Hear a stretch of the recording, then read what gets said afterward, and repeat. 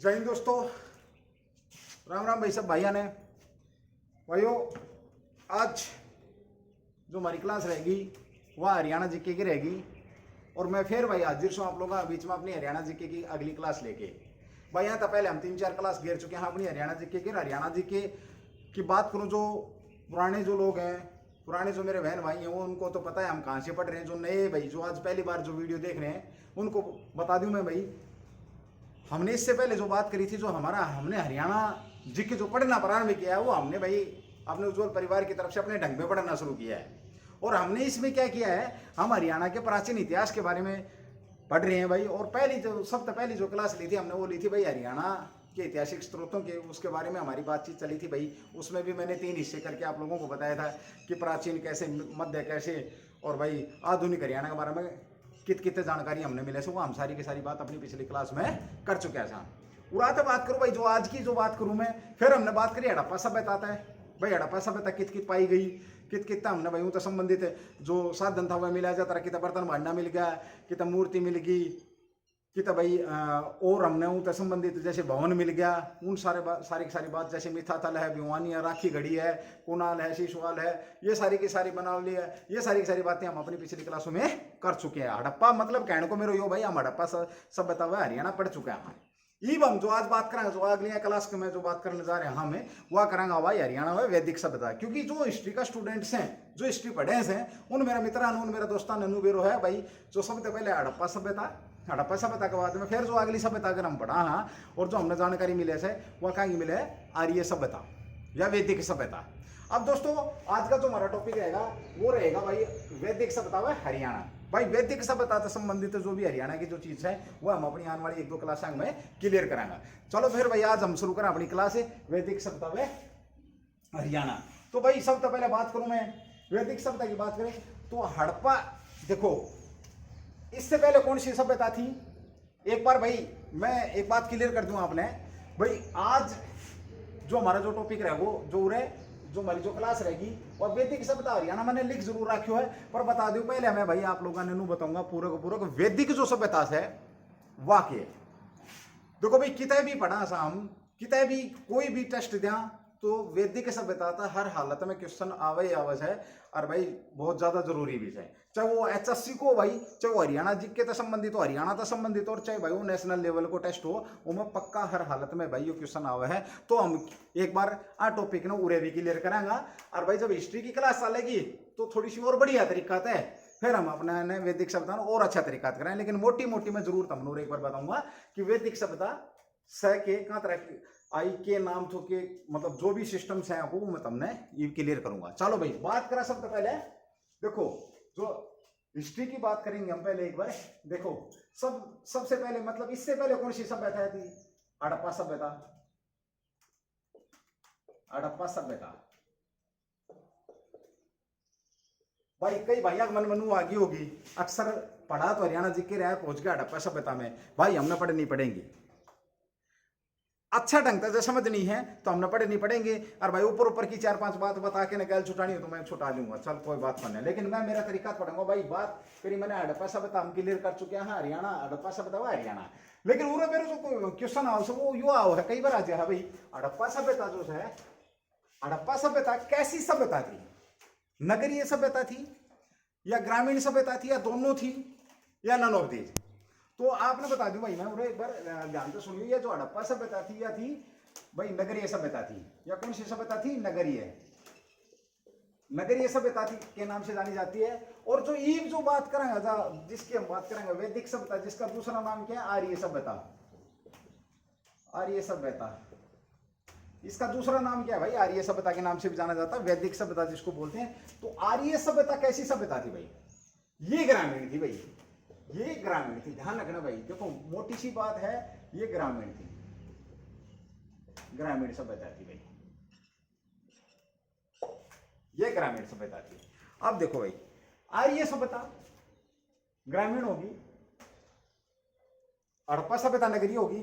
Clear हो गया, बहुत बढ़िया क्वेश्चन बने से कई बार आज जैसे हम पढ़ जा सब कुछ, लेकिन जो मोटी सी बात हो वह कोने पकड़ में आवा है और फिर नुकसान ठा जा भाई। बात करूं मेरी बात एक बार भाई आर्य सभ्यता, इसका दूसरा नाम ये हो गया, आर्य सभ्यता हो गया वैदिक सभ्यता का। ये एक बार हल्की सी बात नहीं और देख लो भाई, ये आर्य केस है। आर्य जो शब्द है इसका अर्थ क्या है? आर्य शब्द के अर्थ की बात करूं मैं तो जो आर्य जो शब्द है भाई, ये संस्कृत भाषा का शब्द है। संस्कृत भाषा, आपसे पूछा जा सकता है कौन सी भाषा? भाई संस्कृत भाषा का शब्द है। और संस्कृत की ना लिपि क्या होती है भाई? संस्कृत की लिपि देवनागरी, जैसे हिंदी की लिपि भी क्या है भाई? देवनागरी। ऐसे संस्कृत की लिपि भी भाई देवनागरी। साथ साथ एक हिंदी क्वेश्चन भी कर लियो, काम आ जाएगा मेरे को न कद आटा डी पे काम आ जाए, नौकरी दिवा दे भाई। ओके भाई, आर्य सभ्यता, आर्य जो शब्द है संस्कृत भाषा का, इसका जो हिंदी में जो अर्थ है वो क्या है? श्रेष्ठ। श्रेष्ठ मतलब उत्तम। अन्य क्या करो भाई, जो आर्य जो लोग था या ये जो इससे संबंधित जो लोग थे, इन्होंने अपने आप को आर्य सभ्यता का नाम दिया। भाई हम सबसे श्रेष्ठ सभ्यता हमसा, भाई सबसे श्रेष्ठ है हमसा। तो हमने मोटा तौर पर उबेर होना चाहिए। अब भाई जो आर्य जो शब्द है वो कौन सी भाषा को? संस्कृत भाषा को। और इसका अर्थ क्या होता है? श्रेष्ठ है। और इस शब्द का यूज इन्होंने किस लिए किया? अपनी समस्त मतलब जो सभ्यता थी या जाति थी, समस्त जाति को प्रदर्शित करने के लिए इन्होंने आर्य शब्द का यूज किया। भाई इन्होंने आर्य शब्द लगाया। यो भाई आपने क्लियर सी बात से है, आपने बेर होना चाहिए। अब भाई वो आर्य शब्द क्यों लगाया? क्योंकि आर्य का अर्थ जो था भाई वो तो श्रेष्ठ है। और अन्य इस वजह से भाई यह कारण तो लगा लो अपना आपने ये आर्य कहना गया। कहने को तो भाई बहुत सारा लोग तुम कहते आड़ा है तो आर्य कहे, वो न्यारी बात से भैया मुंह में नहीं घुसाना। चलो भाई ये बात करा हम एक बार भाई, जो ये आर्य जैसे हड़प्पा सभ्यता के बारे में हमने बेरो पाठ्य तो कांतरा बेरो पाठ्य तो भाई कौन सा पुरातात्विक स्रोत था, कौन सा भाई ये दूसरा नया स्रोत था, मतलब साहित्यिक स्रोत था, उन हमने हड़प्पा सभ्यता के बारे में बेरो पाठ्य। तो और मैं बात करूंगा आपने मोटी बात करूंगा भाई, आर्य सभ्यता के बारे में भी हमने कितने जानकारी मिली। सब तो पहली बात यह उरे रहेगी भाई, सब तो पहली बात मैं उरे करूंगा आर्य सभ्यता के बारे में जानकारी हमने कितनी मिली भाई। यह भी हमने दो तरीका से जानकारी मिली। एक तो साहित्य भाई, साहित्य से जो उस समय का जो साहित्य था उससे भाई वो तो हमने भाई आर्य सभ्यता के बारे में जानकारी मिली, पहली बात। और दूसरी बात भाई जो पुरातात्विक संबंधी सामग्री हो है उससे भी मिली भाई। पुरातात्विक संबंधी जो जानकारी हो ना, संबंध जो वस्तु है उनसे भी हमारे को जानकारी मिली। ये तो भाई सबको ही पता होता है, क्योंकि भारत में भाई इतिहासकार तो था ही कौन, इतिहासकार था कौन, तो इतिहास लेखक कौन तो भाई हम तो भाई वो टूटी फूटी सामग्री देख दाख के ने अपनो इतिहास जोड़ लिया। चलिए भाई इन एक बार बात करूं आपसे भाई, पुरातत्व संबंधी सामग्री में कौन सी के मिले तो अपन है जिससे भाई हमारे को इस जाति के बारे में पता लग गया। भाई कौन सी सभ्यता के बारे में? आर्य सभ्यता के बारे में हमारे को पता लगे, उसके बारे में मैं एक बार आपसे बात करूंगा भाई। चलो भाई सबसे पहले बात करें, एक शिलालेख मिलो,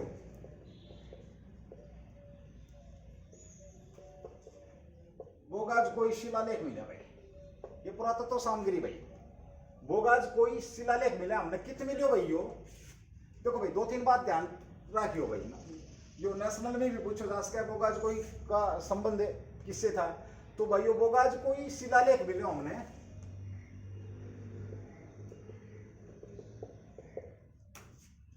कितने मिले? मेसोपोटामिया भाई,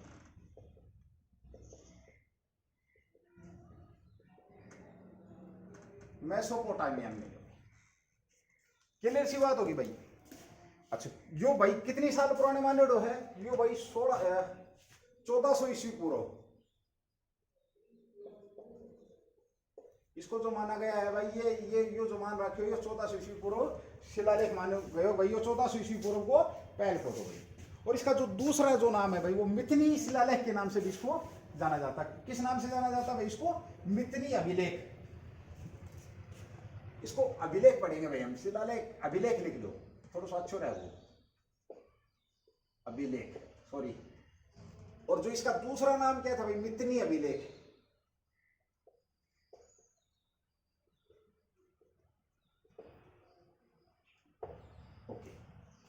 एक देखो भाई आज हमने कहां जानकारी मिली, जो ये जो मितनी अभिलेख हमारे को मिला, कहां पर मिला? मेसोपोटामिया में मिला था। बहुत कोई इसका नाम था, दूसरा जो नाम इसका मितनी अभिलेख है, ये मैंने आपके सामने इसका दूसरा नाम लिख दिया, डाउट नहीं करना भाई। और यहां मैं बता दूं आपको, इसमें दो चीज लिखी हुई थी भाई, एक है इति राजा, इति राजा व मितनी राजा।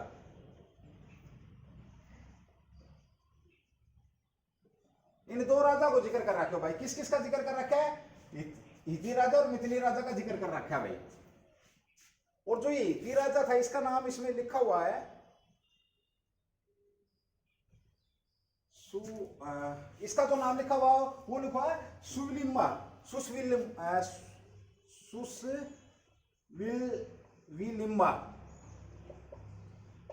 इन दोनों के बीच में क्या हुआ भाई? समझौता हुआ। अब देखो एक बार, हमने बात करी भाई आर्य सभ्यता के बारे में जानकारी कितने मिले, तो आर्य सभ्यता के बारे में जानकारी कितने मिली भाई? हमने पहली बात करी पुरातत्व सामग्री जिसमें एक अभिलेख मिला, कोई अभिलेख जिसका नाम है, जिसका दूसरा नाम मितनी अभिलेख है। वहां से हमने उठा तो मैंने बेरो पार्टी को भाई कि बेरो पार्टी को मिले कि मैं सपोटामिया में 14 शिशु पूर्व मान्य गए तो हिती राजा जिसका नाम क्या था? सुसवी लिम्बा, और एक मितनी राजा।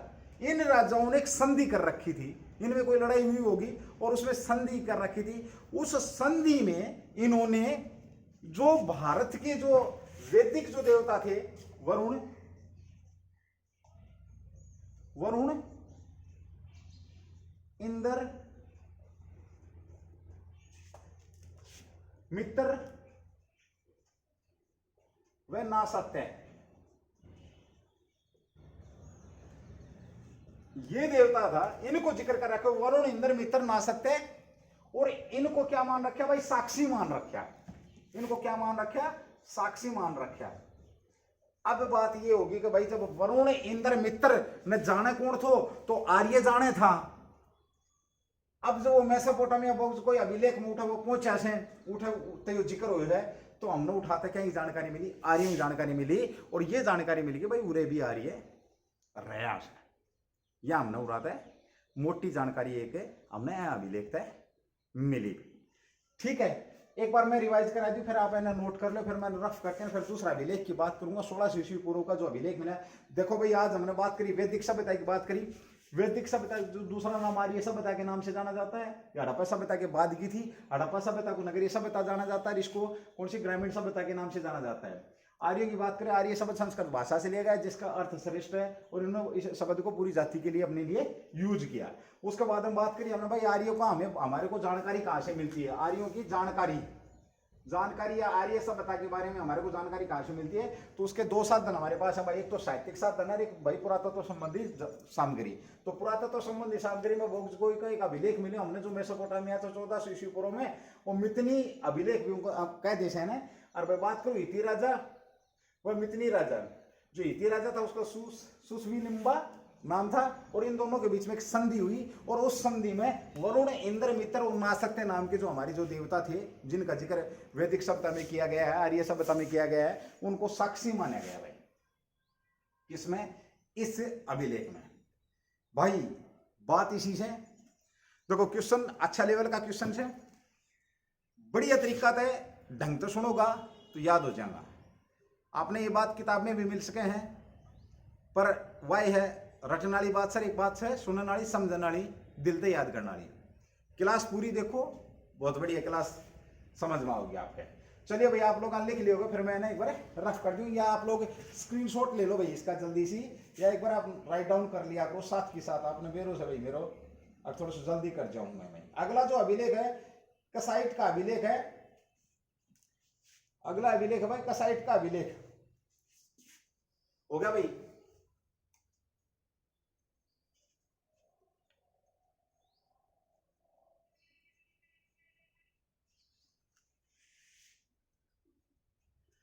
कसाइट के अभिलेख से भाई हमारे को जानकारी मिली, क्या जानकारी मिली भाई? आर्य सभ्यता, आर्य जो लोग थे, आर्यों की एक शाखा ईरान से, और भाई कहाँ गई? भारत गई है। हमारे को कसाइट से एक जानकारी मिली है। छोटी सी बात करूं मैं, कसाइट अभिलेख, इसको कब क्या माना गया भाई? जो कसाइट अभिलेख है इसको 1600 ईस्वी पूर्व को माना गया है। 1600 ईस्वी पूर्व का अभिलेख है ये, और इसमें एक मोटी सी जानकारी मिली कोई आर्यों की एक संख्या, आर्यों की एक शाखा, आर्यों की शाखा। आगे से यह बात मेरी बात तारा समझ में आओगी, बहुत बढ़िया था। आगे जब बात करूंगा, आर्यों की शाखा ईरान तक, कितना भाई? ईरान तय, और किताबी भारत, ऐसा आपसे पूछा जा सकता है, ऐसा किस अभिलेख में लिखा गया है भाई, यह बात कित लिख रखी है, या बात की जानकारी कितने मिलेगी जो अरी हो ईरान का आया था भारत में। समझ गया भाई। चलो देखो, ये हमने बुराते यह जानकारी मिलती आपने वेरो पार्टी को। एक बात करें हम साहित्य की भाई, साहित्य में बात करा किसकी भाई, वेदा की बात करा, वेद। ओके, वेद में भी भाई कौन सो, ऋग्वेद। यू भाई तुमने सारो वेरो है, वेद 4 से है ना, अब बात को सबने वेरो, ऋग्वेद है, यजुर्वेद है, सामवेद है, अथर्ववेद है। तो जो सबसे पहले जो वेद, तो दुनिया को सबसे प्राचीन जो वेद है वो ऋग्वेद है भाई। और जो साहित्य ऋग्वेद है ये सबसे प्राचीन वेद माना गया है ऋग्वेद। इससे हमारे को भाई आर्य सभ्यता के बारे में बहुत घनी जानकारी हमने मिली। ये एक बार बात करूं मैं छोटी सी, एक और अच्छी सी बात बता दो तुमने, यो वेद से है यो भाई कितने निकले हो है, यो संस्कृत भाषा गणित तो को नहीं आवा मैंने, पर हाँ सुनी जरूर है, छठी में पढ़ाया करता भाई। संस्कृत भाषा की जो एक धातु है विद, विद धातु से निकल करके ये वेद बने भाई। और इसका जो अर्थ होता है, इसका अर्थ होता है भाई जानना, जानना मतलब या ज्ञान प्राप्त करना भाई।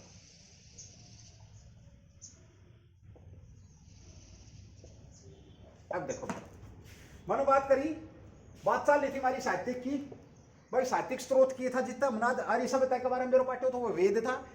वेद में भी कौन सा भाई, ऋग्वेद थो। अच्छा वेद कितना है भाई, वेद संस्कृत भाषा की एक विद धातु से, जब संस्कृत भाषा पढ़ोगा तो मेरे पाठक को आपने एक धातु से उससे ये शब्द निकल करके आया है, विद धातु से ये वेद बना है। और इसका जो अर्थ है वो जानना या ज्ञान अर्जन करना। ठीक है भाई, जानना या ज्ञान अर्जन करना, ये आप लोगों को पता होना चाहिए। पूछ लिया जाता है कई बार, ये क्वेश्चन आया हुआ है कि वेद किस धातु से, कौन सी भाषा की किस धातु से निकल करके आया है, तो ये आप लोगों ये भाई आपको पता होना चाहिए। मोटी बात करो तो हमने मेरे होना चाहिए। अच्छा भाई ये बुरा तो मैं आगे बढ़ूंगा। देखो ये हमने बात कर ली भाई, हमने 2-3 चीजें थे, ऋग्वेद की बात करूंगा मैं, आगे से बात करूंगा, डिटेल में बात करूंगा। बहुत ही ज्यादा बहुत ही बढ़िया से क्वेश्चन यहाँ से मिलते ही मिलते हैं, चाहे भाई कोई सा लेवल को पेपर हो, मिले ही मिलेगा आपने। मैं थोड़ा सा अलग बताऊंगा इन्हें, पर फिलहाल आपने आप तो 2 बात क्लियर हुई है, 2 तो अभिलेख मिला और हमने वेदांत है भाई, इसके बारे में हमने जो वैदिक साहित्य है जो स्टार्टिंग की से वो हमने जानकारी उड़ाते मिलेगी। और इस साहित्य को भी भाई हम दो भागों में बांट लेंगे इसको समझने के लिए। उत्तर वैदिक काल, वैदिक काल और उत्तर वैदिक काल, 2 तरीकों से हम आगे इसको पढ़ेंगे, आपको समझ में आ जाएगी बात भाई। ठीक है, ओके भाई। ये उड़ाते हम बात करेंगे, एक घटना के घटी विलियम जोन्स, एक व्यक्ति था विलियम जोन्स, विलियम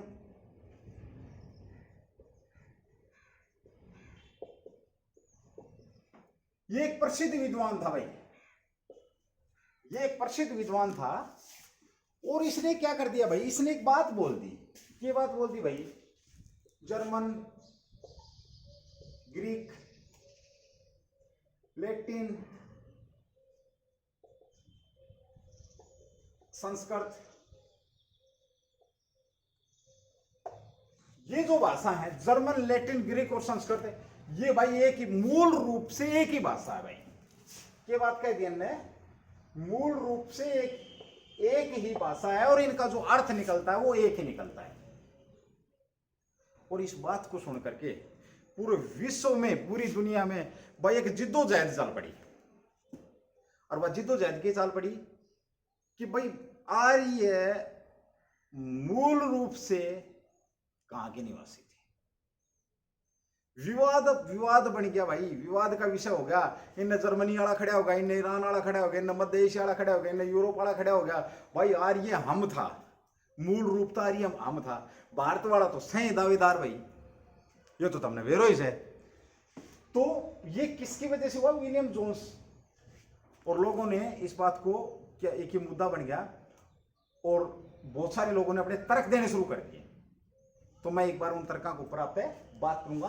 आप एक बार स्क्रीनशॉट लो तो या नोट करो तो एक बार नोट कर लो, फिर हम आगे बहुत बढ़िया बढ़िया बात करने वाला सा भाई। जल्दी से आप एक बार नोट कर लो भाई, जल्दी करके नोट करियो भाई, फिर चलांगा आगे से। ओके भाई, विलियम जोन्स ने कद कही थी यह बात 1786 में, और ये अंग्रेज था भाई। विलियम जोन्स कद कही थी 1786 में, और ये अंग्रेज था भाई। अंग्रेज विद्वान थे, प्रसिद्ध विद्वान थे अंग्रेज। अब मैं इसको भाई रफ कर रहा हूं। चलो भाई, जब इन्होंने ये बात बोल दी तो पूरी दुनिया के लोग जो खड़े हो गए कि भाई हम मूल रूप से जो आर्य जो लोग थे वो मूल रूप से भाई हम हैं, हमारे बड़े बुजुर्ग थे, हमारे वंशज हैं, वो आर्य थे भाई। और फिर उसके बाद में ये पूरी दुनिया में फैले भाई। बहुत तगड़ो विषय है भाई। हो अगर तो कोई हिस्ट्री का स्टूडेंट है तो समझ रहे हो मेरी बात नहीं है, समझ रहा हूं तो सारा नहीं गा मैं, इसी कोई बात को नहीं। चलिए भाई, बात हुई किसकी? विलियम जोन्स ने। जब किसने भाई? विलियम जोन्स ने क्या बोल दिया? विलियम जोन्स ने जब ये बात बोल दी तो लोगों ने अपने अपने पक्ष देने कर दिए। तो सबसे पहले मैं भारत की बात करूं कि भारतीयों ने बोला भाई जो आर्य थे मूल रूप से भारतीय थे, उसके बाद वो पश्चिमी देशों में और मध्य एशिया में फैले हैं या पूरी दुनिया के अंदर फैले हैं। तो इसकी जो तर्क और वितर्क रही वो मैं एक बार आप लोगों से शेयर करूंगा। कई बार बहुत बढ़िया क्वेश्चन बन जाए भाई, और लोग है ना अमूमन पढ़ाने में छोड़ जाए। अश्वनी चंद्रा दास,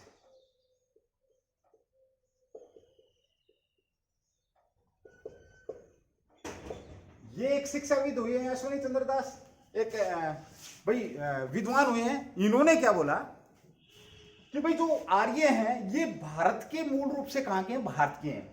और भारत में कहां के हैं? इन्होंने जो लॉजिक दिया वो मैं आप लोगों को शेयर करूंगा। सप्त सिंधु,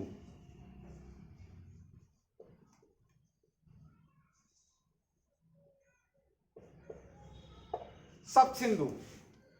ओके भाई, अश्वनी चंद्र दास के अनुसार जो भारत में जो अश्वनी चंद्र दास के अनुसार जो आर्य जो हैं वो कहां के निवासी हैं? वो भाई भारत के निवासी। और भारत में भी कहां के भाई? सप्त सिंधु।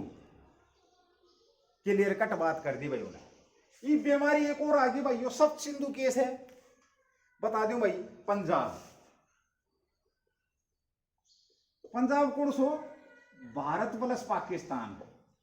जो वर्तमान की बात करूं तो भारत और कुछ हिस्सों भाई पाकिस्तान में से को, और भाई भारत में। इसका कहने का मतलब ये था कि भाई जो आर्य मूल रूप से जो निवास, जो आर्य जो आए थे, आर्य जो पैदा हुए, वो मूल रूप से जो उनका मूल रूप जो निवास स्थान था वो सप्त सिंधु था।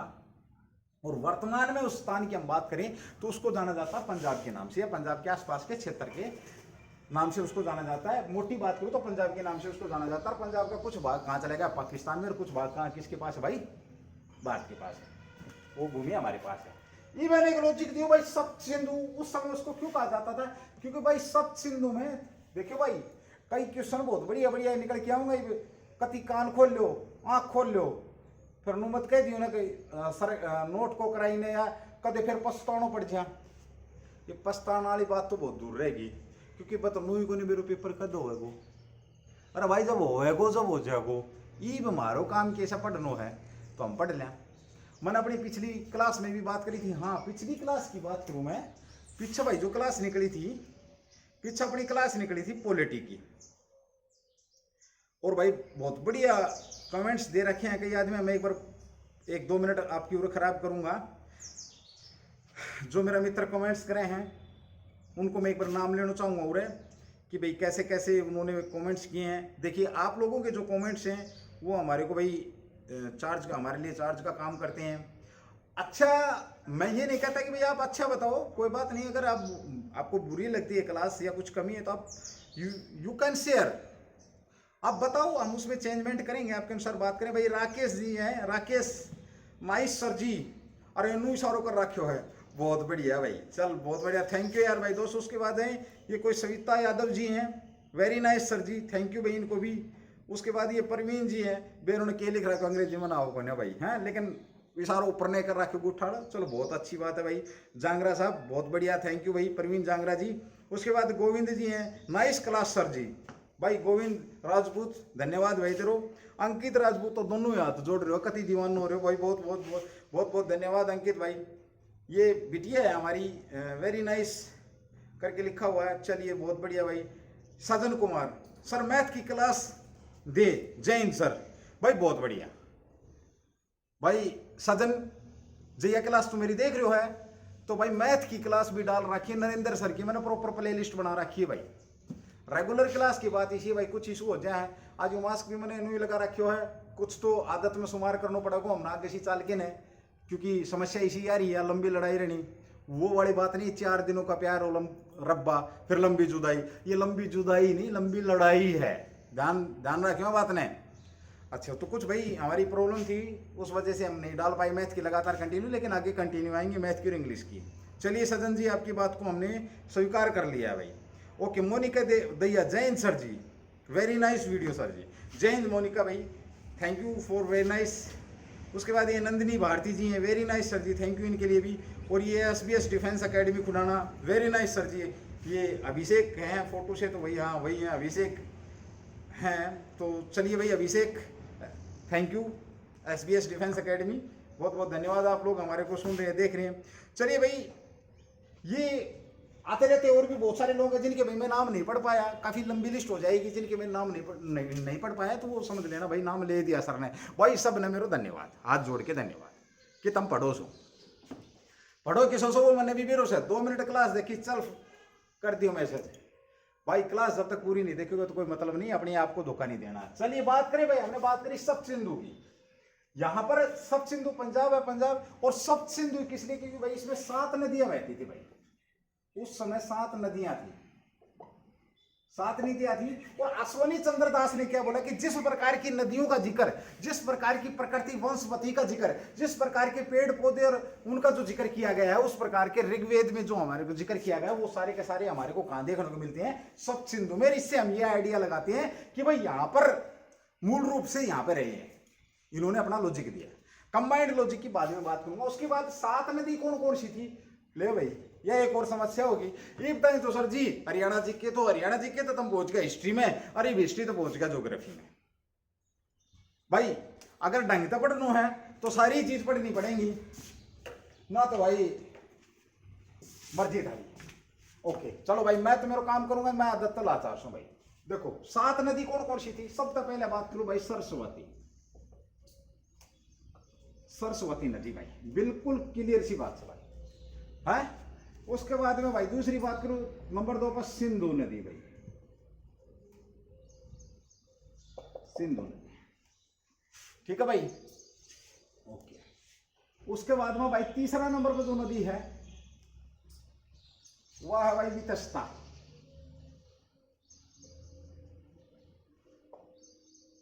वितस्ता नदी भाई।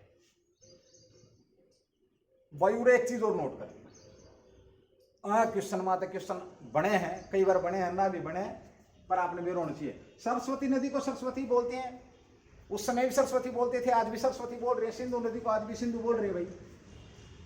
यहां पे मैं बात करूं वितस्ता, वितस्ता भाई आज की है, वर्तमान की है झेलम। कई बार क्वेश्चन आ जाता है कि झेलम नदी का पुराना नाम क्या था, वितस्ता भाई, ध्यान रखिए भाई। वितस्ता, झेलम नदी का पुराना नाम क्या है, वितस्ता। नू नहीं बताऊंगा कितना निकला कितने किलोमीटर, नहीं तो जो टॉपिक भटक जाऊंगा भाई, कभी नहीं जिक्र करूंगा, डरो मत ना। जो पुराना स्टूडेंट्स है उनका डाउट हो गया, वो अक्सर पहुंच गए ज्योग्राफी में। ओके भाई आगे बात करें विपाशा, जो चौथी नदी है विपाशा। हाँ मेरा मटा कान खड़ा होगा विपाशा बस सुन के ना। विपाशा नदी कौन सी भैया थी, वो पहली विपाशा, आज की है व्यास, व्यास नदी भाई।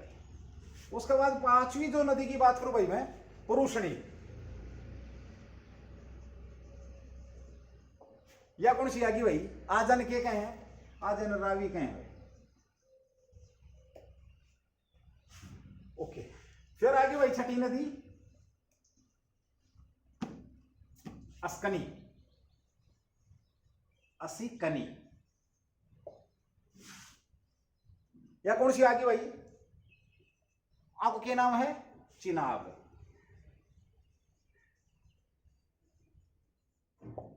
चिनाब नदी भाई। उसके बाद में बात करूं भाई 7वीं जो नदी है वो स्तूदरी, या कौन सी आगे भाई, सतलुज के जो, सतलज के जो, आजकल भाई नाम चेंज हो रहे हैं, सतलज या सतलज नदी। अब देखो भाई हमने बात करी, साथ के साथ नोट करिए भाई, फिर टाइम नहीं दूंगा मैं। हमने बात करी कि भाई मूल रूप से आर्य कहाँ के निवासी थे, मूल रूप से जो आर्य थे वो कहाँ के निवासी थे। तो उसमें अश्विनी चंद्र दास ने क्या बोला कि भाई ये सब सिंधु के निवासी थे। पहले मैं भारत की बात करूंगा, फिर बात करूंगा मैं यूरोप की भी बात करूंगा, फिर मैं बात तिब्बत की भी करूंगा, फिर बात मैं मध्य एशिया की भी करूंगा कि किस किस ने कैसे कैसे पॉइंट अपने दिए, कैसे कैसे लॉजिक दिए। मध्य प्रदेश की भी बात करूंगा मैं, ठीक है भाई, ब्रह्म ऋषि का प्रदेश की भी बात करूंगा, वो सारी बात आऊंगी। लेकिन फिलहाल सिर्फ दिमाग उड़े रखियो। अश्विनी चंद्र दास ने क्या बोला भाई सप्त सिंधु, सप्त सिंधु क्या है भाई, पंजाब है, वर्तमान का क्या पंजाब है, वर्तमान का क्या है पंजाब है। 7 नदियां हैं, 7 नदी कौन कौन सी है, सरस्वती नदी होगी, सिंधु नदी, ये दोनों तो सेम है भाई। आगे जो क्वेश्चन बनी को बहुत बढ़िया, वितस्ता, वितस्ता आज की नदी कौन सी है, झेलम से भाई। फिर बात करी मैंने विपाशा की, विपाशा कौन सी है, व्यास नदी है भाई, कौन सी है, व्यास है। फिर परुषणी है, ये रावी नदी है। ये जो नाम है किसमें, पहले इसको क्या बोलते थे पुरुषनी, वर्तमान में क्या बोलते हैं इसको, रावी। उसके बाद छठे नंबर पे असीकनी, असीकनी, ये भाई असीकनी नदी वर्तमान में क्या नाम से जानी जाती है, चिनाब नदी के नाम से। फिर स्तुद्री, स्तुद्री को किस नाम से जाना जाता है, सतलुज नदी से। ये 7 नदियां थी। और साथ ही इन्होंने ये एक्सप्लेनेशन किया कि भाई जिस प्रकार की जो चीजें थी, जिस प्रकार के जो वंशपति थी, जिस प्रकार के पेड़ पौधों का जो जिक्र ऋग्वेद के अंदर किया गया है, वो सारी की सारी जो बातें हैं वो यहाँ पे मिलती जुलती हैं। इसलिए इनके अनुसार क्या था कि भाई जो आर्य हैं कहीं से आके नहीं बसे, ये यहीं के हैं, ये यहीं के हैं भाई। ये इनका एक्सप्लेनेशन था। यहां पे मैं 2 बात और बता दूं आपने, जब नदियों को जिक्र चाल रही हो है, खैर वो मन करना चाहिए तो ऋग्वेद में करूंगा, लेकिन फिर भी मैं जब नदियों को जिक्र चाल पूरा नोट कर लियो भाई। गंगा नदी को किस नाम से जाना जाता था, ऋग्वेद के अंदर गंगा नदी को जानवी नदी के नाम से जाना जाता है। कौन सी, जानवी, जान मतलब क्यों, जानवी, जानवी किसी हीरोइन की लड़की भी है, ध्यान रखना भाई। जानवी नदी के नाम से जाना जाता था इसको, किसको, गंगा को। और बता दो भाई, एक और मोटी बात बता दो, ऋग्वेद में एक ही बार जिक्र कर रखे हो गंगा नदी को, ठीक है भाई। दृशदवती, दृशदवती, दृशदवती नदी को बहुत घनी बार जिक्र कर रखे हो है। और दृशदवती और सरस्वती जो नदी है, ये मोस्ट इंपोर्टेंस ऋग्वेद में दिखा रखी है। दृशदवती नदी को भी जिक्र कर रखे हो है। नो तो जिक्र करने की बात करूं मैं, भारत बाहर की बात करूं तो कुर्रम को जिक्र कर रखे हो है, कुंभा को जिक्र कर रखे हो है, जो कि आज की जो पाकिस्तान के में ये जो नदी है, एक बार फिर रिवाइज करूंगा। फिलहाल आपने आज चीज को बेरो होना चाहिए भाई, मोस्ट इंपोर्टेंट बात थी ये, सारी मैंने बता दी। पूरा तो फिर भी मैं आगे बढ़ूंगा, मैं रफ कर रहा हूं भैया ने, 1 मिनट में आपने नोट करना, नोट कर लो भाई जल्दी करके।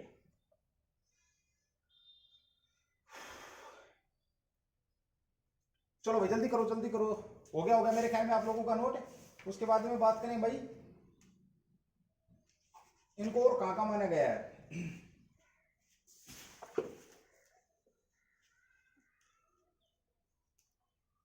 ब्रह्म ऋषि का प्रदेश, अगले देख, और पंडित गंगानाथ झा, उन्होंने क्या बोला, बोला भाई ये जो आर्य जो हैं इनका जो निवास स्थल है वो भाई क्या है, ब्रह्म ऋषि का प्रदेश। नंबर 2, पंडित गंगा नाथ झा के अनुसार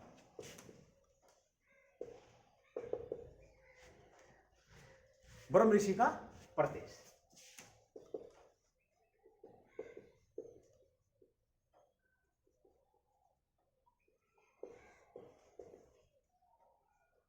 ये भी बात में भाई, ब्रह्म ऋषि का प्रदेश। यहां पर देखो भाई 2-3 क्वेश्चन निकल करके आएंगे। देखो ब्रह्म ऋषि का प्रदेश, नोट डाल के लिख लेना। ब्रह्म प्रदेश के नाम से कौन सा, हरियाणा। उद्गम कहां से हुआ हरियाणा का, ब्रह्म प्रदेश से। हरियाणा का जो उद्गम ब्रह्म प्रदेश। ऋग्वेद के अंदर जो हरियाणा का जो जिक्र किया गया, किसके किया गया, बहुधान्य, बहुधान्य।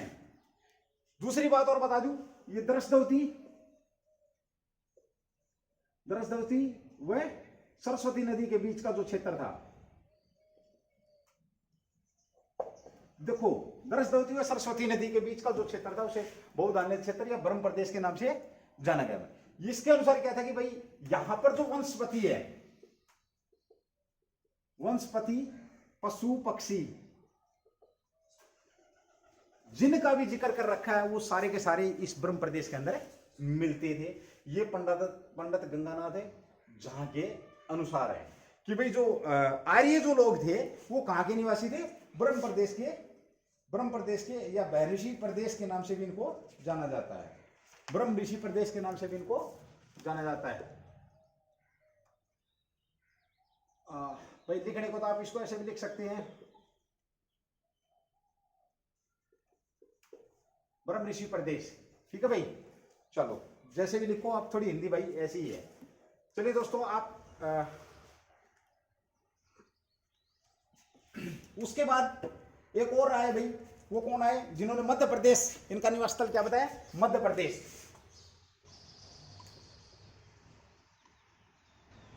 मध्य प्रदेश बताया भाई। उसके बाद इनका निवास स्थल क्या बताया गया, कश्मीर।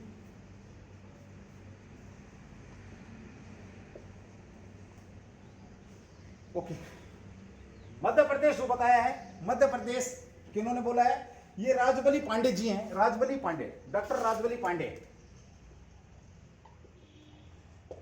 राजबली पांडे ने क्या बताया कि भाई जो आ रही है मूल रूप से कहां के, मध्य प्रदेश के। उसके बाद ये भारत से बाहर पश्चिमी देशों में, मध्य एशिया में गए हैं। सेम कश्मीर में भी भाई, इनको कश्मीर में इनको पहाड़ी लोग बताया गया है कि ये पहाड़ों से संबंध रखने वाले व्यक्ति थे। ठीक है, और ये जो एलडी क्लब के अनुसार, देखिए किसके अनुसार, जो कश्मीर जो बताया गया है ये है एलडी क्लब। एलडी क्लब के अनुसार बताया गया भाई। यहां तक बात हुई थी इनकी किसकी, जो विवाद बना था। देखो विवाद क्या उठ के आया था, जैसे ही विलियम जोन्स ने क्या बोला कि भाई संस्कृत है, ग्रीक है, लैटिन है, ये जो सारी की सारी जो भाषाएं हैं ये संस्कृत से मेल खाती हैं और मूल रूप से एक ही हैं। तो दुनिया के सारे देशों ने क्या करना शुरू कर दिया, भाई मूल रूप से आर्य हम थे, मूल रूप से आर्य हम थे। उसके बाद हमने दूसरे देशों में गए हैं। तो मैंने सबसे पहले बात किसकी करी, अपने भारत की बात करी कि भाई भारत में इनको जो आर्यों का मूल रूप से जो निवास स्थान बताया गया, 4 बताया गया। पहली बात करी मैंने किसकी बात करी, सप्त सिंधु की बात करी, ये अश्विनी चंद्र दास जी ने बोला। उसके बाद बात करी हमने किसकी, ब्रह्म ऋषि प्रदेश की बात करी। तो ब्रह्म ऋषि जो प्रदेश था उसके बारे में बात करी कि ब्रह्म पंडित गंगानाथ ने क्या बोला, ब्रह्म ऋषि, इन्होंने भी भाई जो वंशपति और प्रकृति के बताया, बाद में बताया इन्होंने मध्य एशिया में चले गए, इन्होंने तो ये भी बोला था। उसके बाद में मध्य प्रदेश के लिए बताया, मध्य प्रदेश में जो अपने राजबली साहब है, डॉक्टर राजबली साहब ने इनको बताया कि मध्य प्रदेश। उसके बाद क्या हुआ, ये मध्य प्रदेश से कहाँ शिफ्ट करके, आपकी नॉलेज के लिए बताऊं, ये पंजाब और पंजाब के आसपास क्षेत्रों की तरफ आए हैं। उसके बाद इन्होंने क्या किया है, अपने वेदों की रचना करनी प्रारंभ करी है, ऐसा इनका मानना है। उसके बाद जो ये अपने एलडी क्लब हैं, इन्होंने भी इनको कश्मीर का निवासी बताया। ये सारी की सारी ये चार जो जगह बताई आर्यों का मूल निवास स्थान भारत के अंदर, ये आप लोगों को कंफर्म हो जाना चाहिए। ये कुछ कहे अनकहे क्वेश्चन है दोस्तों मेरे, ये आप लोगों को पता होना चाहिए। उसके बाद बात करूं मैं भारत से बाहर की बात करूंगा कि कुछ लोगों ने भारत से बाहर के निवास स्थान की भी इनका मूल रूप से निवास भी बताया है। अब देखिए, सबसे पहले मैं बात करूं किसकी बात करूं, जो हमारे प्रसिद्ध क्रांतिकारी रहे हैं और प्रसिद्ध विद्वान भी रहे हैं, बीजी तिलक। ये प्रसिद्ध विद्वान भी रहे हैं और क्रांतिकारी भी रहे हैं। इनके बारे में कौन नहीं जानता, भारत में सब लोग इनके बारे में जानते हैं। अब देखिए बीजी तिलक ने क्या बोला, बीजी तिलक ने बोला कि भाई ये उत्तरी ध्रुव के निवासी हैं। भाई इन्होंने क्या बोला कि उत्तरी ध्रुव के मूल निवासी जो आर्य हैं ये उत्तरी ध्रुव के मूल निवासी रहे हैं। ये इनका मानना था, बीजी तिलक का इनका अपना सिद्धांत था। अब मैं भारत से बाहर की बात कर रहा हूं, पहले मैंने बाहर की बात करी थी, अब मैं भारत से बाहर की मैं बात कर रहा हूं। तो बीजी तिलक ने पहला, इन्होंने किसने दिया, बीजी तिलक ने दिया कि भाई ये उत्तरी ध्रुव के निवासी हैं। इन्होंने क्या दिया, इन्होंने क्या बताया भाई, उत्तरी ध्रुव ये इसमें जो चीजें वहां पे जो वंशपति है वो सारी मतलब ये जो वंशपति पशु पक्षी सारे जिनका जो जिक्र किया गया वो उत्तरी ध्रुव में मिलते हैं। और उत्तरी ध्रुव से फिर इनका प्रसार हुआ ईरान गए, ईरान से ये भारत में आए, ऐसा इनका मानना है। आप लोगों को ये भी पता होना चाहिए भाई। उसके बाद बात करिए, चलो भारत से बाहर एक हो गया। नंबर 2 पे किसका, तिब्बती का सिद्धांत। तिब्बत को भी इन्होंने मूल निवास माना भाई, मूल निवास स्थान आर्यों का। ये किसने माना, ये स्वामी दयानंद सरस्वती।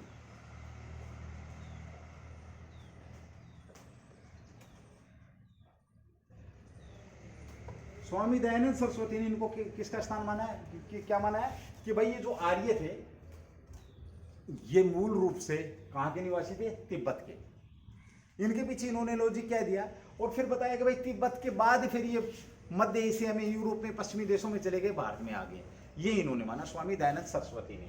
अच्छा, स्वामी दयानंद सरस्वती का क्या लॉजिक था भाई, इन्होंने जो लॉजिक दिया ध्यान से देखना भाई, इन्होंने जो लॉजिक दिया भाई, तिब्बत क्या है, जो आर्य लोग थे वो क्या थे, ठंडे प्रदेश के निवासी थे। इन्होंने बोला भाई ठंडे ठंडे प्रदेश के निवासी थे, प्रदेश तो ठंडे कहाँ है भाई, ठंड कहाँ, तिब्बत में ठंड है, इन्होंने बोला। उसके बाद फिर क्या बोला इन्होंने, इन्होंने बोला भाई ये अग्नि की पूजा करते थे, अग्नि की क्या करते थे, अग्नि की पूजा करते थे।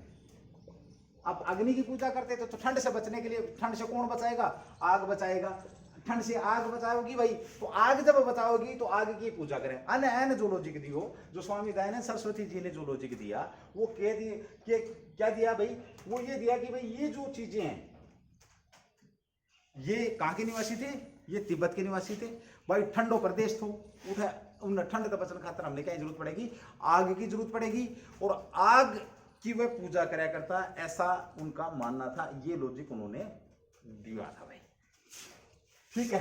ये तिब्बत, ये भाई साहब बोलते थे कि तिब्बत के निवासी, क्लियर हो गया भाई, ओके।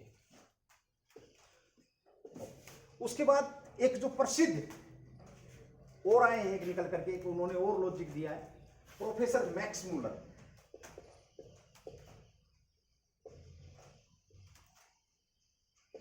इनका कहना भाई साहब था कि ये जो मध्य एशिया के भाई, प्रोफेसर मैक्स मूलर ने ये कब दिया था, ये 1859 में दिया था। 1859 में इन्होंने सिद्धांत दिया था, और लगभग भाई ज्यादातर लोग का ही ना मानना है, ज्यादातर लोग एग्री हुए प्रोफेसर मैक्स मूलर से, और इन्होंने 1859 में सिद्धांत दिया था कि मध्य एशिया से आए हैं, और मध्य एशिया से उसके बाद ये पश्चिम में और भारत में पहुंचे हैं भाई, पश्चिम में और भारत में पहुंचे। इनका मानना ये है कि भाई मध्य एशिया से जो जर्मनों के जो पूर्वज थे, जर्मन वासियों के जो पूर्वज थे, वो लोग रहे हैं, वो लोग आर्य रहे हैं, और यहां से वो ईरान, जर्मनी व भारत तथा पश्चिमी देशों में चले गए। ऐसा इनका भी यही मानना है भाई कि आर्य जो भाई, बहुत बड़ा क्वेश्चन क्रिएट करके छोड़ दियो रहे हो, बहुत बड़ा क्वेश्चन क्रिएट हो गए हो। एक विलियम जॉनसन की एक लॉजिक था कि भाई सिर्फ मतलब भाषा एक मिले तो सारा का सारा लोग खड़े हो गया। उसके बाद में भाई यूरोपीय सिद्धांत, इसने मैक्स मूलर का हो गया। उसके बाद यूरोपीय सिद्धांत,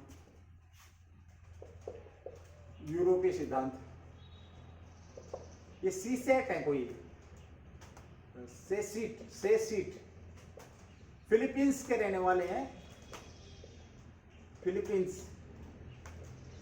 फिलीपींस के रहने वाले एक सीसेट विद्वान है। इन्होंने क्या बोला कि भाई ये यूरोप के रहने वाले हैं। आर्य जो लोग हैं भाई, आर्य किसका रहने वाला है, ये यूरोप का रहने वाला, क्योंकि उनको जो लंबो कद नाक नक्शो जो सारी की सारी जो चीज मिला है वो यूरोप वाला तो मिला है। उनको बाद में यूरोप था, फिर ये एशिया में गया है, ईरान में गया है, मध्य एशिया में गया है, जित भी गया है ये उठाता गया है, ये इनका मान। लेकिन ज्यादातर माना जाता है प्रोफेसर मैक्स मूलर वाले विचारों को ज्यादातर माना जाता है। और भाई इसकी जो बात है इसका विलियम जॉनसन ने समर्थन किया भाई, विलियम जोन्स ने क्या किया, समर्थन भी कर रखा भाई, ऐसा आप लोगों को पता होना चाहिए। अब चलिए दोस्तों एक बार मैं रिवाइज करा देता हूँ, रिवाइज कराने के बाद फिर देखूंगा टाइम अगर बचेगा तो फिर मैं आगे बढ़ाऊंगा क्लास को, नहीं तो अपनी क्लास फिर यहीं पे फिनिश। ओके चलो भाई देखो, आज जो हमने पढ़ना शुरू करो वो हमने पढ़ना शुरू करो भाई वैदिक सभ्यता वह हरियाणा।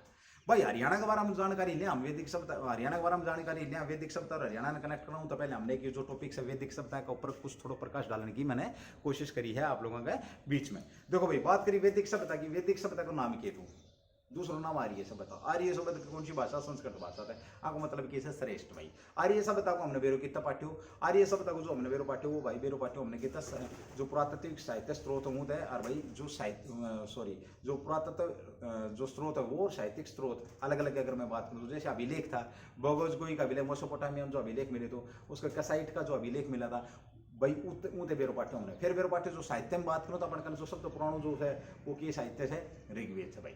हमने अंत हमने आर्य के बारे में बेरो पाठ्यो। फिर बात आई भाई 1759 के करीब में, हाँ 1786 में क्यों, 1786 में जो विलियम जोन्स एक अंग्रेज जो अधिकारी थे, विद्वान थे, प्रसिद्ध विद्वान थे, उन्होंने क्या बोल दिया भाई ग्रीक, लैटिन, जर्मन और जो संस्कृत जो भाषा है या भाई एक है मूल रूपता, उनको अर्थ भी भाई एक कैसे है। आ बात ने लेकिन लोगों में विवाद बन गया। विवाद क्या बन गया भाई आर्य जो था वो मूल रूप से कौन था, कित रहा करता। बात हुई थी अपनी थोड़ी देर पहले भी हुई थी भाई आर्य सभ्यता किसके बाद की सभ्यता, तो आर्य सभ्यता भाई या अपने जो हड़प्पा सभ्यता की बाद की सभ्यता हमने मान रखी है, मिली भी आई थी भाई हमने। अच्छा तो फिर विवाद बन गया भाई ये किससे, तो फिर मैंने बात करी भाई भारत की। भाई भारत में कितना अश्विनी चंद्र के कहे भाई ये सप्त सिंधु 7 नदी थी भाई उठे, जो भी जहाँ प्रकार की जो हाव भाव और जो चीज़ देखने हमने मिली वो सारी सारी भाई उठाए ऋग्वेद में जिक्र कर रखे हुआ है। फिर उनके बाद में अश्विनी चंद्र जी ने कह दिया बात है। फिर भाई जो और आगे था अपना गंगा जी था, गंगानाथ है जहाँ थे उन्होंने वरम ऋषि का प्रदेश, दरअसल सरस्वती नदियों के बीच का जो क्षेत्र था वही उठे बिहारी रहा करता। उनने भाई वो मूल रूप से स्थान मान लिया भाई, उरा तक फैलिया से। फिर उनके बाद में भाई जो अपने मध्य प्रदेश को भी माना भाई, मध्य प्रदेश भी भारत में जो आर्यों का मूल रूप से स्थान माना गया है। कुछ लोगों ने भाई जो अपने वो जो अपने कश्मीर को भी भाई इन्होंने क्या वही लोगों ने बताया पहाड़ी। तो ये 4 जो भाई मूल रूप से भाई आर्य उरे निवास कराया करता है, यह बात मानी गई थी हर मतलब अपना भारत में। फिर बात करी भाई आगे भारत बाहर की बात करी तो जो भारत का 2 मतलब प्रसिद्ध अपना जो विद्वान था जिनमें बात करूँ स्वामी दयानंद सरस्वती, वो उन्होंने बोले भाई या तो तिब्बत आया है क्योंकि वो ठंड में रहा करता है, या आग की पूजा करा करता, तो ठंड तपचन खातर के चाहिए आग चाहिए। और भाई जितने शेर गवेरा चित्ता को जिक्र करो है वो ऋग्वेद में भी हर उड़े भी पाए हैं, यह बात भाई उन्हें कही। तो वो तिब्बत को मानना है। उनके बाद में जो हमारे बीजी तिलक साहब थे जो क्रांतिकारी थे प्रसिद्ध, उनका कहना ये था कि भाई ये जो आर्य हैं ये कितना आया है, ये उत्तरी ध्रुव आया है। वो भाई उनके अपने विचार थे, वो उन्होंने ऐसा बोल दिया। उसके बाद भारत से बाहर की बातों में और अगली कड़ी आ जाती है भाई एशिया का सिद्धांत है, तो सॉरी यूरोप का सिद्धांत है। तो यूरोप के जो फिलीपींस के जो सोसाइटी जो फिलिप्स के जो प्रसिद्ध विद्वान थे, उन्होंने क्या बोले भाई यूरोप के रहने वाले, क्योंकि इनका जो नाक नक्शा लंबा कद और ऊंची हाइट वाइट वगैरह जो भी है यह सारी की सारी अंत मिला है। तो उरे था पहले, फिर उनके बाद में पूरी दुनिया में फैल गया, मध्य एशिया में जीत भी गया है। एक फिर प्रोफेसर मैक्स मूलर थे ना भाई, अपने एक दमदार एक अपनी वो दीन भाई अन्य भी अपना दमदार विचार रखे और भाई लगभग लोगों ने मानने की कोशिश भी करी। अनको कहने को मतलब ये होता भाई ये मध्य एशिया में रहा करता। मध्य एशिया में जर्मन परिवार का था, जर्मन जो पुरुष थे वो जर्मनी में, फिर ईरान में, फिर भारत में, एक शाखा भारत में आ गई और फिर वो पश्चिम में दोनों करके पूरी दुनिया में ये फैल गया। या भाई हम लोगों ने बात करी आज की हमारी क्लास में। ये मैं एक बार चालतो आपको 2-3 बात और बताऊंगा। फिर मैंने बात करी थी आपके बीच में भाई जो नदी थी 7 नदियों को नाम बताए भाई, जो ऋग्वेद में जो नदियों का नाम थे वो बताए, जो वर्तमान में जहाँ पे जो नदी हैं उनका मैंने आप लोगों के बीच में जिक्र किया। ये भाई मैं बात करूँ कहा था कि 2 पॉइंट आ गया अपने कहने निकल के में। 2 पॉइंट कौन कौन सा आ गया भाई? पहला पॉइंट तो यो आयो भाई भारत बाहर का निवासी से, और दूसरा पॉइंट अन्य भाई अलग अलग। देखो मैं ज्यादा समय खराब नहीं करूंगा क्लास के ऊपर, हालांकि मेरे इरादो थो तारतन भी पूरा बढ़िया तरीका था पढ़ाने को, क्योंकि हमारा भाई पढ़ाने को थोड़ा सा कुछ अलग ही है सिस्टम। देखो हमने बात करी भारत में और भारत से बाहर, भारत से बाहर किसकी बात हो रही भाई? मूल निवास किसका भाई? आर्यों का। ये हमने बात करी। अब देखो जिन लोगों ने भारत में बताया उन्होंने अपने पॉइंट दिए भाई। बात सुनने वाली है, नोट करने वाली है। अगर आप चलते चलते नोट कर लेते हो तो दी बेस्ट है, मेरा फर्ज है आपको डिलीवर करना भाई। उन्होंने अपने तर्क दिए। देखो जब भी कोई बात होती है तो तर्क और वितर्क 2 चीज होती है।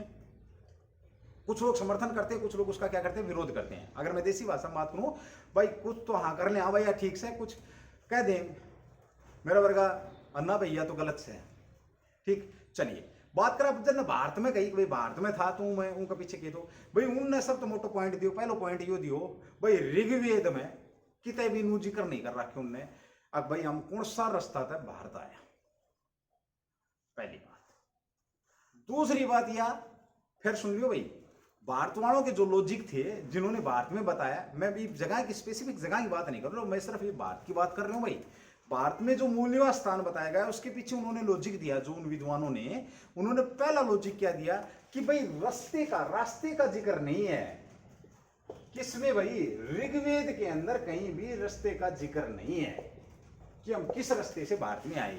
इसका मतलब खुला खुला क्या है, इसका मतलब ये है कि जो ऋग्वेद की जो रचना करी गई ये कहां करी गई, भारत में। पहली बात, 2 पॉइंट हो गया। पहली बात तो यार रास्ता को जिक्र को करे उन्हें, ठीक है भाई। दूसरी बात यह क्लियर होगी भाई, जो रास्ता को जिक्र नहीं करे तो मतलब ये भारत को न्याय, ये उड़ा का है मूल रूप, उड़ा तो बाहर गया से, समझ गया भाई। दूसरी जो बात करिए ना भाई, वंशपति तो लेके करे वंशपति पक्षी पशु, जिसमें शेर हाथी का बारे में जिक्र करो भैया ने आ बारे में बेरो, ये शेर हाथी ये पक्षी जो जन का जिक्र से यो हमने कित मिलो से पूरा भारत में था, ये तो जानकार था। अब आपको ने जिक्र कर अन्य यो अपनो पक्ष रखो, और भी 2-4 पक्ष रखा, लेकिन मोस्ट इंपोर्टेंट पक्ष यो तो उनको अब भैया ने कोई रास्ता रुस्ता जिक्र को करे उन्हें आ वजह है ये भाई भारत का ही निवासी था। ये इनका जो भारत के जो निवासी मानने वाले उन्होंने इस बात पर भाई अपनी वो दिखाई भाई हाँ ये मूल रूप से भारत के निवासी थे। अच्छा, एक बात बहुत बड़ी रहेगी, इन्होंने क्या बोला भाई, भारत को इन्होंने क्या है मातृभूमि माना है। तीसरी बात की भाई मातृभूमि माना है इन्होंने, किसको, भारत को। और ऋग्वेद के अंदर इन्होंने देवकर्त योनि लिखा इस भूमि के लिए, देवकर्त योनि। यदि देवकर्त योनि वो भारत की भूमि के लिए शब्द यूज कर रहे हैं तो मातृभूमि है, इसका मतलब कि मातृभूमि है कि हम यहीं पैदा हुए हैं भाई, ऐसा ऋग्वेद के अंदर लिखा गया है। अगर वो भारत से बाहर के होते तो भाई देवकर्त योनि नहीं लिखते, वो ये बात इस बात को एक्सप्लेन नहीं करते कि भाई हम भारत में जो हमारी मातृभूमि है, ऐसा वो कभी नहीं लिखते भाई, ये उन्होंने बोला भाई। उसके बाद भाई जैसे कि मैंने बात कर दी आपसे कि भाई वो वंशपति पशु पक्षी शेर की जगह बाघ भी लिख सको आप, बाघ डाउट मत पड़ जियो भाई, बाघ इनके बारे में उनको जानकारी थी। ये थे भारत वालों के पक्ष। अब बात करें विपक्ष की, विपक्ष के जो लोग थे उन्होंने क्या बोला, पहली जो बात कही उन्होंने वह कही भाई अगर ये भारत का था मूल रूप से तो ये पहले भारत में उच्च किस्म की सभ्यता ये करते, ग्रामीण ना होकर के ये अपने समाज का विकास करते। क्या करते, समाज का विकास करते भाई, और उसके बाद फिर ये दूसरे देशों में जाते। पहला पॉइंट दियो ना भाई, उसके बाद फिर ये पश्चिमी देशों में या दूसरे देशों में जाते, ठीक है भाई। ये क्या है, भारत से बाहर वालों के भाई नहीं, अगर ये भारत का होता ना तो ये पहले भारत में विकास करने के बाद में फिर पश्चिमी देशों में जाता। अच्छा, फिर एक बात और दे दी, पहली बात दे दी, दूसरी बात और भाई ने एक और टेक दिखा के ने वह के टेक की भाई, देखो इंटरेस्ट से सुनोगे तो याद हो जाएंगी, नहीं यही बात अब हमने बहुत घणो पढ़ो सब जाएंगे फिर पाठ। दूसरी बात भाई इन्होंने क्या बोल दी भाई, आर्य जो लोग थे वो सिर्फ सप्त सिंधु या ब्रह्म प्रदेश को ही जानते थे। सप्त सिंधु अगर बात करें उत्तरी भारत को ही जानते थे भाई, घनी सी बात करा, वो पूर्वी और पश्चिम भारत को नहीं जानते थे, क्योंकि ऋग्वेद में पूर्वी व पश्चिमी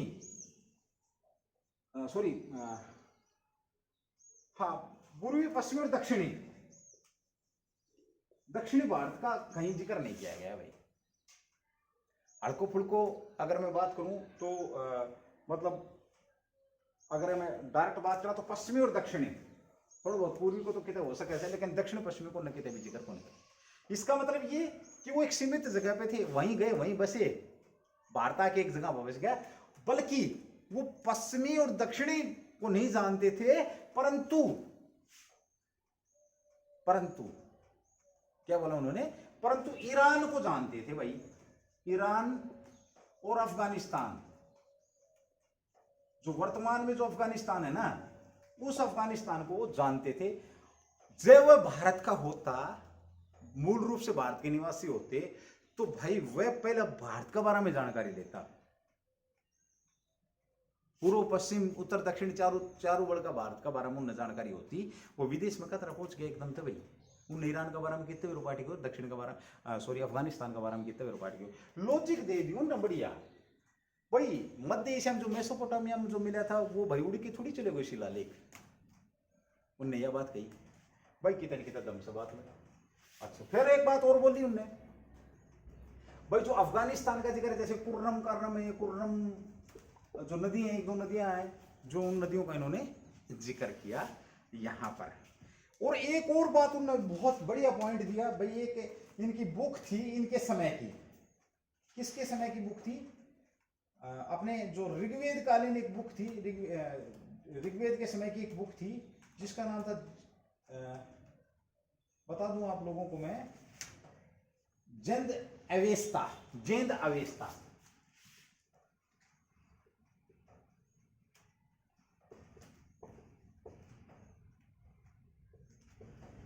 ये भाई एक बुक थी जेंद अवेस्ता, और ये किसके कालीन थे? ऋग्वेद कालीन। ऋग्वेद के समकालीन मानी जाती जेंद अवस्था किनकी थी भाई? ईरानियों की। और इनकी जो भाषा है वो बिल्कुल मिलती जुलती है, ऐसा इनका मानना था। जैसे पितर, पिता, ऐसे मतलब बहुत सारे वर्ड हैं जिनका मैं आगे जिक्र करूंगा। तो ये भाई हमने आज यहाँ पे, समय मेरे को इजाजत नहीं दे रहा, ये हमारा आज का जो भाई सेशन था वो हमारा था सेशन आज का हरियाणा जीके का था। लेकिन हरियाणा जीके का मतलब ये नहीं कि सिर्फ हम खाली हरियाणा के बारे में बात करेंगे, हम वो सारी बातों के बारे में बात करेंगे जो हमारे पेपर से कंसल्ट रखेंगे भाई। ठीक है, टॉपिक ये प्राचीन इतिहास में भी बढ़ सकता था, लेकिन चलो मैंने यहाँ पे आप लोगों को थोड़ा बहुत बताने की कोशिश करी। और आज बताने वाली बात यही थी कि भाई आर्य कौन थे, आर्य कहाँ से आए, और आर्यों को कहाँ कमाने गए, इस बारे में हमने बात करी। आगे जो हम जो टॉपिक शुरू करेंगे साहित्य के ऊपर बात करेंगे, जिसमें हम ऋग्वेद, अपने चारों वेदों के बारे में बात करेंगे। उसके बाद फिर हम आगे अपने इसी तरीके से बढ़ते रहेंगे। तो दोस्तों कमेंट्स जरूर करना भाई, अच्छा लगे तो भी, नहीं लगे तो भी, बड़ी मेहरबानी होगी तारी भाई सब भाइयों ने।